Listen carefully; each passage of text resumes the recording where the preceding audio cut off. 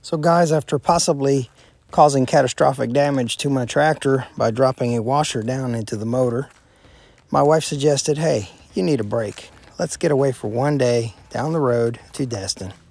You know what? I took her up on it. We got on the road, enjoyed this nice, peaceful day, did not worry about a thing. Unfortunately, all good things must come to an end, and life is not all about vacations, although some of these videos may seem that way. I do have to end it and come back home. Well guys, back at doing chores. I was gonna cut grass the other day and had some trouble starting the old tractor. She is getting pretty old. And finally got it going, only to have this piece here, which is kind of rusted through. There was two little washers here. One washer, believe it or not, fell and went down into the motor while it was running. So one chore turned into several. So I had to cut grass with a push mower around the road and around the house.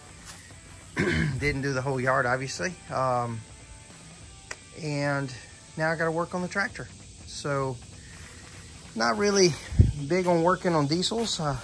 This is the only diesel piece of equipment that I have, but we're gonna give it a try and see if we can figure out where. I've already tried a magnet and try to fish for the washer. It, like I said, was running, started something a little off, and we may have some damage. This whole tractor was on its last legs, but we don't want to give up on it. So we'll see what we can do today. Now with the air filter removed, we're going to take these bolts off. Looks like that'll take the cover off. Tried to fish for the washer with a magnet, and we'll probably end up having to take it all the way down to the cylinders. See how that works out for us.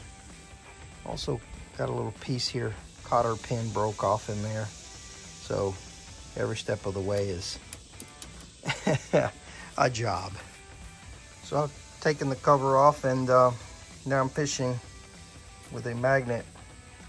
See if I can maybe figure out where this washer might be. If that doesn't work, then like I said, I'll have to break it down even further. But so far, no luck. I'm not sure where this washer could be. All right, guys, so I removed the hoses, the radiator, and the little fan shroud. I disconnected the fuel lines here, but also right here so that we can break this part off. Also disconnected this line, and there's one in the back as well. Got that loose, so this whole top half should break off. Also took the rods out. Let's see what we can do next. It's coming along. All right, guys, we're down to the cylinders, and you can see this one looks pretty good. However, this one has a few dings and dents. I think the washer may have landed in here, but I don't see any severe damage. And of course, I tried digging up over here where I guess that's the cam there. Like I said, I'm not a diesel guy.